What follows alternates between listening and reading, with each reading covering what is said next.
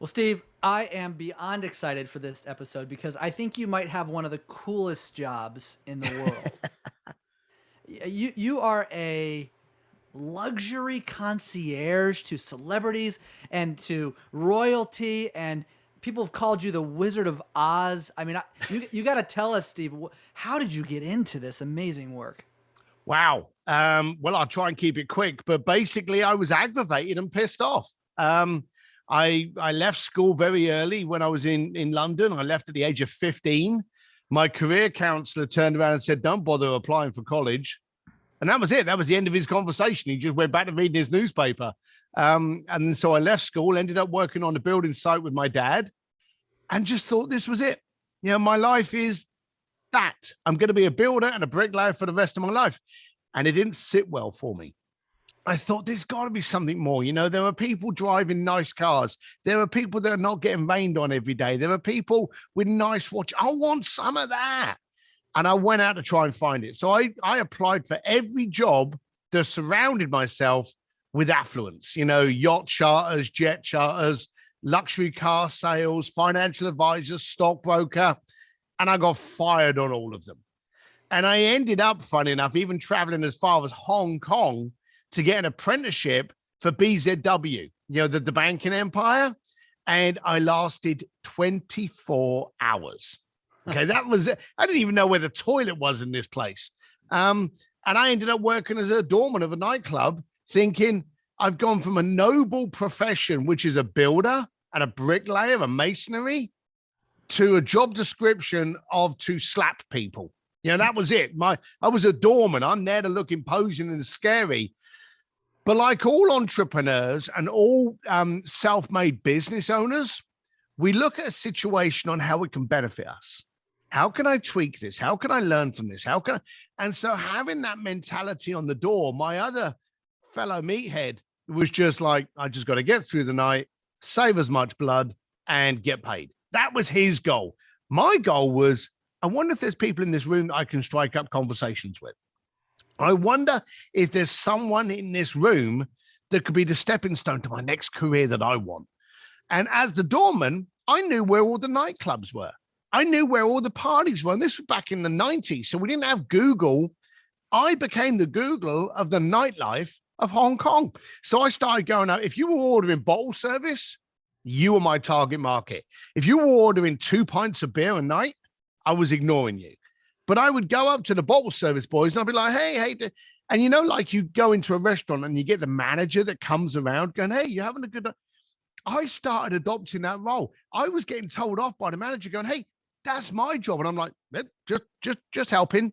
But what I was doing was I was trying to connect with rich people, tell them where the best nightlife was, try and get them into that nightlife so I could then do what me and you are doing now, have a conversation, go, hey, did you enjoy that last night? And they'd be like, yeah. And I'd be like, so tell me, Robert, what do you do?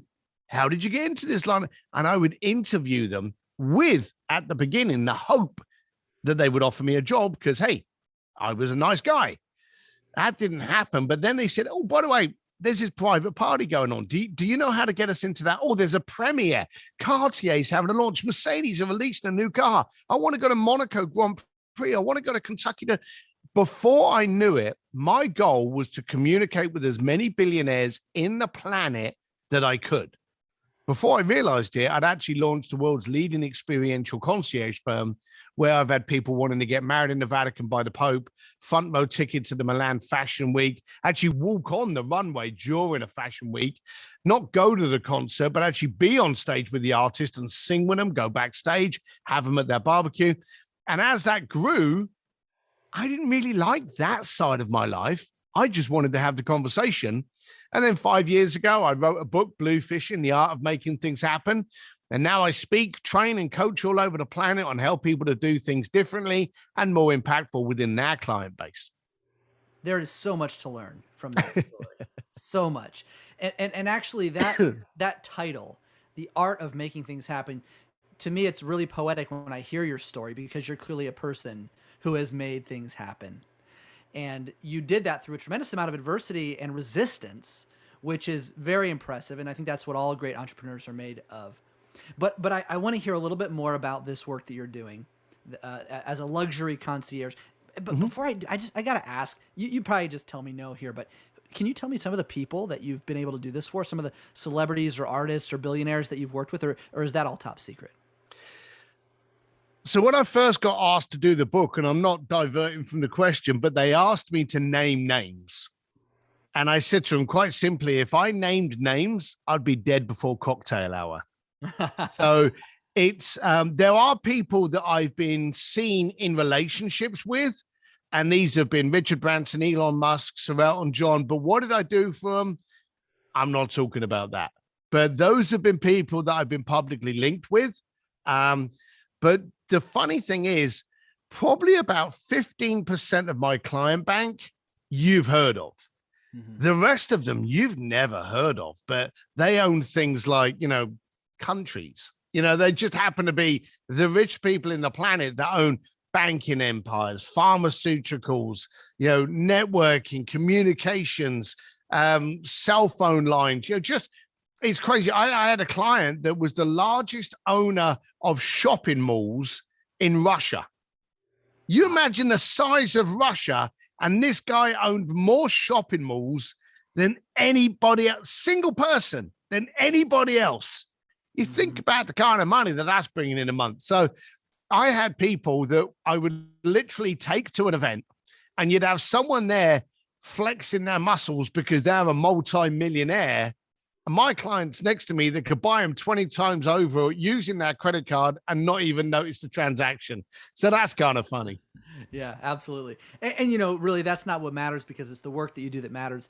And the interesting thing about making things happen, I'd like your perspective on this, because from one angle, you could say, well, yeah, sure. When you're dealing with people that have that much money, you can make anything happen. Money opens doors. But when I listened to your story, it wasn't money that opened doors for you. So what is the lesson of how to accomplish such unique and interesting things, like some of these experiences you've created? I mean, I've read about, you've closed down museums for private parties, you've taken people on submarine trips to see the Titanic, you've helped people become James Bond for a weekend in Monte Carlo. I mean, these things take a tremendous amount of creativity, not just money. So if I'm not a billionaire and I want to have great experiences, I want to create great experiences, what can I learn from you about making things happen, Steve? So the first thing you've got to understand is you're actually wrong. Okay. And this is a weird thing to say, but money actually shuts doors. And that's a really silly thing to say, because I know you think, well, if you've got all the money in the world, you can afford anything. You can afford anything. You can afford any materialistic thing. But the second that you need someone to open up a door, money's not going to cut it. I remember stood next to Elton John at a party, and this guy came up to him and went, hey, Sir Elton John, I have barbecue parties for really, really powerful people, and I'd like you to actually perform at my barbecue party. This guy's asking Sir Elton John to play at his barbecue party. And Elton just turned around and said, I can't make it, I'm busy, and walked off. Now, the guy hadn't said the date. He hadn't said the day, the month, anything. But because he was trying to drag it down to a transaction, that turned off Sir Elton John. If he'd have walked up going, hey, I run this event, it's a really good event, I would love to make a donation to your charity. How can I help you spread the word about the Elton John AIDS Foundation? And for that donation, could I have you actually play? That's a different thing. You see, me going up to a museum, there's never had a private party for 6 people at the feet of Michelangelo's David in Florence to go, hey, how much would it cost me for you to shut down your museum? They're going to hang up on me. You see, when you get to that level, money no longer matters. If Elton John doesn't make $10 million this week, do you think he's short of his mortgage? No, the guy makes that kind of money just on interest. So for them and for that standard of people, money is no longer the question. Do you know what is the question? The impact it produces. Why are you doing this? What's the impact? What's the point? What's my benefit? If you can get them into the story, hey, I would love to do this. And I've been dreaming about this. And I'd love you to be part of this. And I'm just thinking, wouldn't it be amazing if in 5 years' time, we're telling the story about how we did X, Y, Z? Is that the kind of story you want to be part of? Now, you know, there's going to be an invoice. You know, it's like driving a car and then being pissed off because you've got to fill it up with gas. You know, you've got to pay, but you first got to lead with the point and the impact. And there's a lot of people out there going, it's easy for you, mate. You're dealing with the richest people in the planet. I wasn't always that way, but I've always been the bald-headed, thug-looking guy with the black T-shirt and motorbikes. I've not changed me because all I had to ever focus on was you. I only ever had to focus on making your stories more interesting. Now, you sit there and you talk about the Titanic. You talk about, Andrea Bocelli. You talk about Elton John, Elon Musk. That's great. But I've done things just as impactful for $1,500. So you've got to focus on the impact, not the price tag. And the second you start bringing money into it, you're creating a transaction. And no one of any connection or power is going to want anything to do with you when you've just called them a prostitute. What a lesson. What an important business lesson. And, we're dealing with an audience who is generally focused on serving the affluent. Mm-hmm. So you know this audience. You've spoken for other financial companies before. You've worked with people in our industry. So help me apply this lesson. How does this help me if I'm a financial planner or advisor and I want to connect with more affluent people in meaningful ways, open doors? How can I do what you just described more effectively? All right. So you've got to focus on triggers and impact. Okay. Do you like wine? I do. You do. Do you like country music? I do. Do you like line dancing? No. Well, I like to watch it. I'm just not a good dancer. So just imagine I set up a line dancing experience for you to compete in a national line dancing convention with the top line dancing person in the planet. Not interested. But it's the top line dancer in the world. This will be in a national stage where all eyeballs will there. It'd be the Olympics of line dancing. Are you not interested? I'll just look like more of a fool in front of more people. You see, it's only of impact when it impacts you. The first problem people have is they design the event for themselves. Okay. They design the decor, they design the music, they design the food for them. It ain't about you. In order for you to create impact, you've got to know what's going to trigger the other person. You said you like wine. Now, if I had a sommelier there introducing you to different wines from like Ukraine and Cyprus you've never heard of, the wines you've never heard of that are like $5. You know what it's like when you travel and you have like a cheap ass bottle of wine and it's the best bottle of wine you've ever had. Okay. Just imagine that's creating impact, isn't it? Yes, it is. So what I focus on is any event I do, I look at how can it trigger you? How can it wake you up in 2 years from now and go, do you remember when I did this? Now, to some people, competing in a national line dancing competition after being professionally trained by the world's top line, that's a dream to them. To you couldn't care less. So stop thinking about you when you plan an event. Think about your community. I do an event, and I'm not pitching it, but I am pitching the concept. Take the concept. I do a reverse mastermind called a speakeasy. And my speakeasies are 40 entrepreneurs and a bunch of my friends, and we get together and we discuss different trends in marketing, brand, whatever's necessary. But here's the thing that I do that a lot of events don't do that should. Anyone that ever buys a ticket to my event, we contact them and we go, hey, thank you very much for subscribing to our next speakeasy. Why did you do that? What's your biggest bottleneck at the moment? And we find out what's happening for them. We find out what the trouble is for them. If I can find an element of pain that they've got and make sure at my event it's removed, how many times are they going to come back? How powerful is that going to be to them? Just imagine I answer your problem. Now, this has got nothing to do with money, and I literally have people going, I can't believe you only sell this event for $2,000 a ticket. I can't believe you should be charging 10 grand. Again, if I talked about something that wasn't important to you, 2 grand is too much money. $500 is too much money. But if I can answer your problems and save you a couple of years, 2 grand is a steal. So focus on the person. If you're doing an event for your clients, what are the age groups of your clients? Send them a questionnaire. What would make this a great event for you? And if you've got those answers, give them that. So focus on the client. Stop thinking about it for you.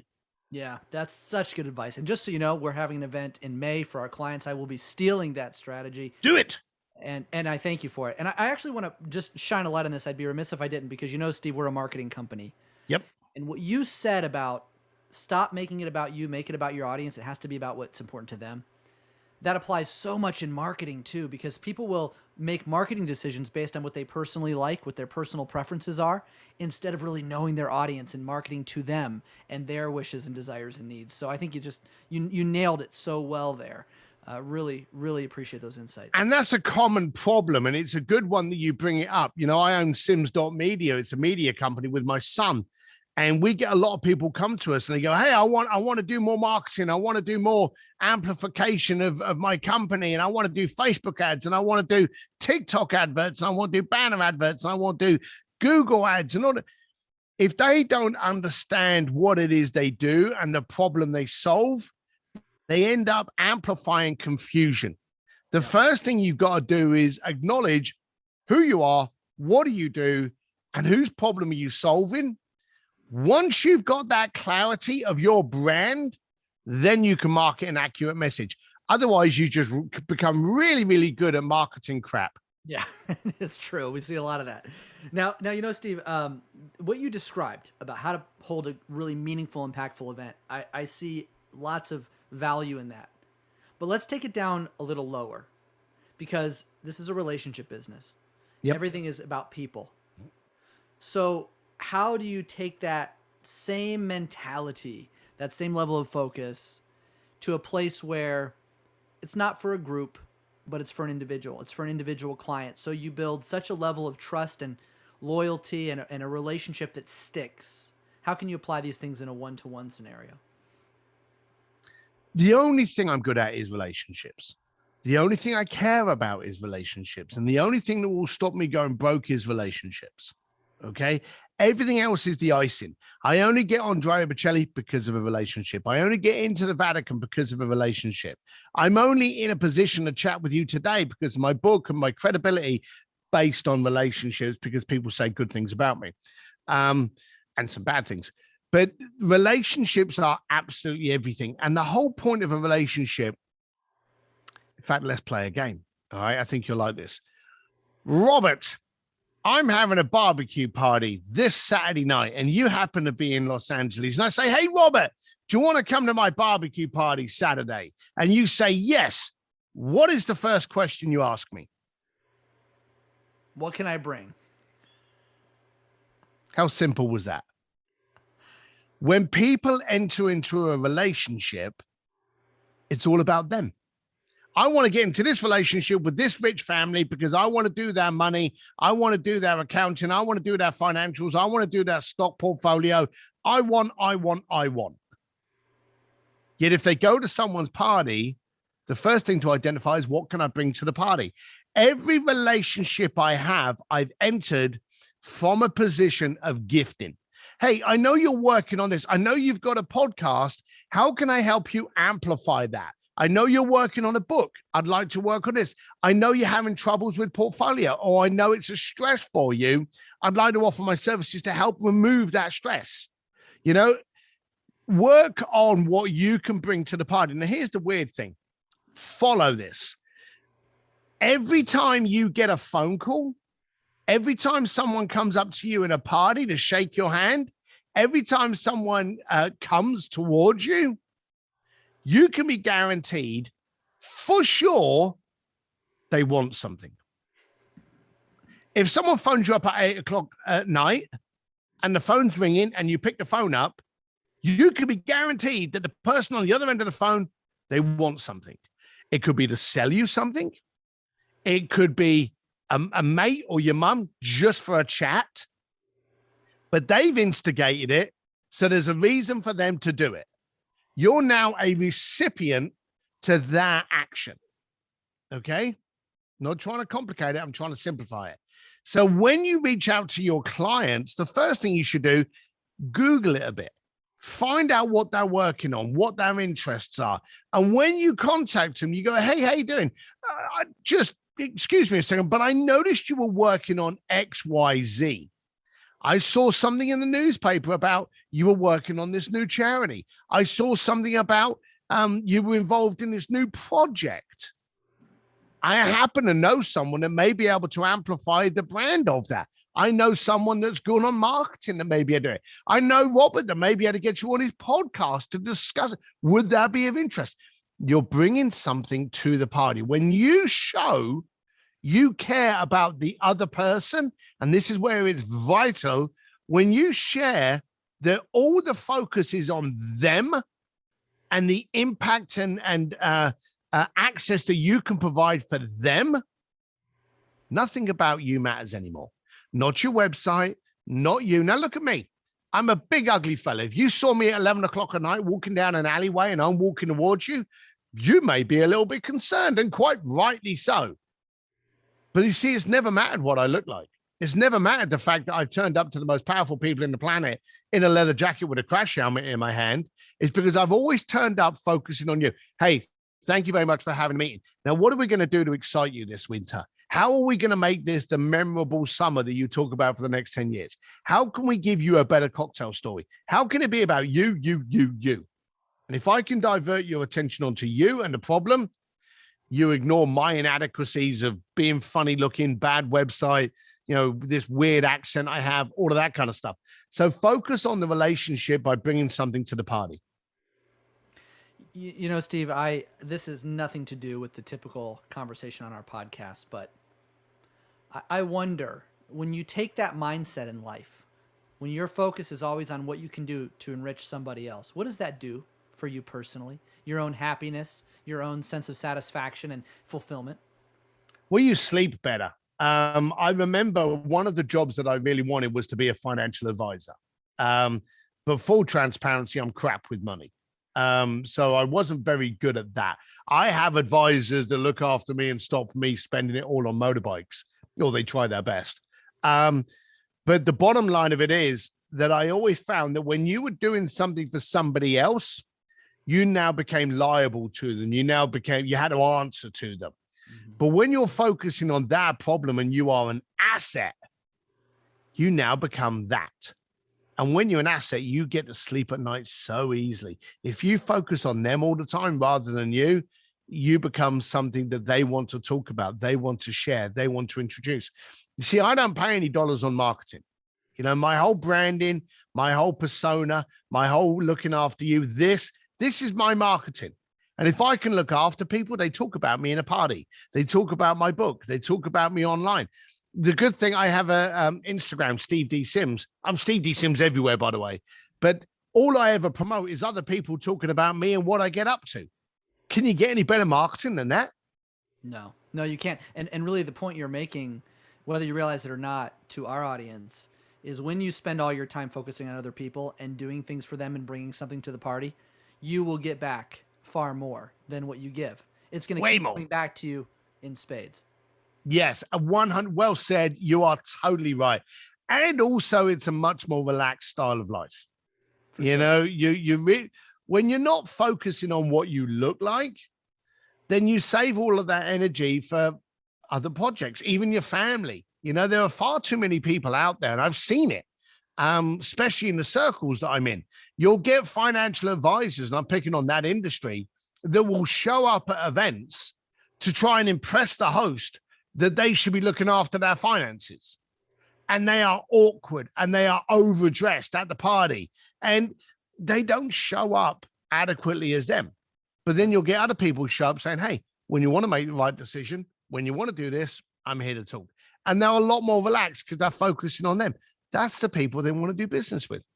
Yeah, it's amazing how the opposite happens from what you intend. It's such absolutely is. It absolutely. We joke because you get the girls that turn up at these parties trying to find the rich boyfriends or husbands, and then you get the advisors and the brokers that turn up at these events that don't have any money, and they end up talking a good line of crap to the girls that don't have any money, and they end up going off on their own because they've attracted each other. It's so funny to see that. Steve, that's great. Okay, so I want to take it down. We don't have much more time, but there's one more thing I'd like to get out, if possible, because you teased it earlier. You said, I've done some more amazing things with $1,500. Well, here's one of the things about our industry. You can't handle some of the extravagant things that might be possible in other industries because of compliance constraints. Yep. You can't give expensive gifts. You can't be too lavish. So give Correct. me some ideas. Like, what if I'm on a smaller budget for compliance reasons, but I want to make big impacts on people? How can I do it? So you may have a really cool restaurant in the area. You contact the restaurant and go, hey, at 3:00 in the afternoon, is there any chance that you could teach us how to make pastry? And then you invite your clients over so they get a pastry making a lesson in the afternoon. So you are introducing high-powered clients to a new restaurant. Okay. Very few restaurants would decline that at the moment because they want the attention, they want the patron. Also, you can look at vineyards. You know, you may have a company near you that produces a wine, and therefore you take over a barn, and you have a sommelier come in to talk about it, and you have wine and cheese. You may have a local dealership, a car dealership. One of the things that I did was a jeweler's, and I did this for Tiffany Piaget and King Baby. I actually threw a cocktail party in their store after hours and had them talk about what goes into that jewelry. You know, everyone loves it. You see, here's the thing that people want today. People don't want a watch. People don't want jewelry. People don't want a car. They want the nostalgia. People don't buy Aston Martin because of the story, James Bond, the history. It's British. They buy Ferrari because it's exotic. It's red. It's Formula One. Everyone wants a trigger, an emotion, and a story behind. We had this guy at Piaget literally undo a watch and lay it out on a table, showing all the different things that went into the watch. Now, truth be told, he couldn't put it back together again, but he dismantled this watch, and you got to see what went into a watch. Now you had some idea of what it took to make that watch. Now you had the story. Now you had the knowledge. Those things don't cost a lot of money, because the one thing today people want are clients. So if you can get hold of 10, 12, 15, 20 clients, contact your local jewelry store, contact your local restaurant, contact your local vineyard, bars, whatever, and organize something at that event where you'll pay a little bit, but give them a story. And here's the thing. When they go home and they go, do you know, I was in an Aston Martin dealership and there was a guy there and he was explaining about the heritage and history and what goes into making an engine. And do you know, it was Robert's event. You know, Robert does these events where we go to different vineyards or different hotels and we spend the night in the penthouse and we have a wine party in the penthouse just to see what the penthouse is like. All of these people need eyeballs today. If you can bring the right clients into those events, then all of a sudden those locations 9 times out of 10 will start charging you a very little. Now, again, I've been doing this for 20 plus years. I took over a Louis Vuitton on Beverly Hills and took over the rooftop, 3 stories, one of the largest Louis Vuitton stores in the planet. I can't even tell you what pittance I paid for that, because I brought in 50 very affluent clients to wine and dine and shop in Louis Vuitton privately while they were being educated on what went into a Louis Vuitton bag and the history and the whole stuff behind it, the nostalgia. So focus on giving people a story. Don't buy them gifts. Give them access to a story, and that's what'll keep them coming back to you. You know what you've done on this podcast, Steve? Oh, I'm scared to think. You brought something to the party. Oh, boom. You know, the stuff that you've shared, these ideas, these concepts, this is exactly the type of thinking that our audience, the financial advisors we serve, need to have as they get creative about ways to build relationships. And it's been so valuable. I really Good. thank you. I know the audience is going to love this. If they want to learn more about you, if they want to understand these concepts more deeply, I know your book, Blue Fishing, The Art of Making Things Happen. It's on Amazon. It's amazing. But where else can they go, Steve? stevedsims.com. D for dashing, one M in Sims. And if you just want to follow me, Steve D Sims everywhere, Instagram, Twitter, LinkedIn. I'm the exact same absolutely everywhere. But I actually have a free Facebook group called An Entrepreneur's Advantage with Steve Sims, where we talk about different tactics. But any of those things will give you some ideas of what I'm getting up to and how you can steal that strategy. Well, I'm going to be stealing some of it, and actually, because this show is called "Steal My Strategy," although we could have already taken several things from it, I'm going to ask you one final question, Steve. Is there a strategy that you believe is fundamental to success in these areas we've discussed that we have not touched on? One final thing you want to leave the audience with that you think has a lot of power that they should steal from you? Care about the client, not what you look like. Simple as that. Yeah. You know, when you said that earlier, you actually commented, when you are not worried about what you look like, you can show up in these other ways. Yep. And you know, when you are worried about what you look like, you're thinking about yourself, not the other person. So of course it undermines everything that you want to accomplish here. So words of wisdom indeed. Steve D. Sims, you are the man. Thank you for your time. We really appreciate it. All the best. Thank you.